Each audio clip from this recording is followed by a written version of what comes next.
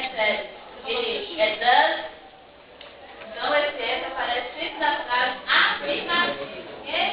Então, she works in my office. Ela trabalha no meu escritório.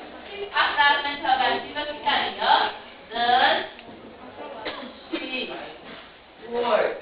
Ó, como o F está aqui, ele se apresenta aqui, então não vejo necessidade de que do F, faz o F aqui.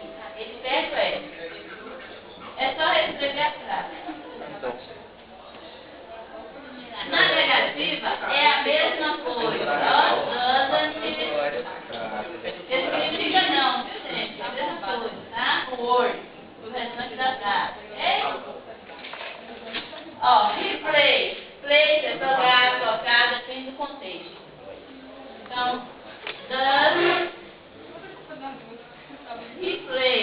Ó, the guitar very well. Então, muito bem. Lembrando que se esqueceu com interrogação, eu coloco errado.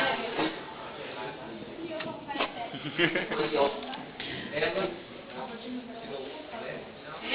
O restante da frase. Então, vocês percebem que alguns verbos recebem S, tá vendo? E outros recebem ES. Então, aqui, ó, my father.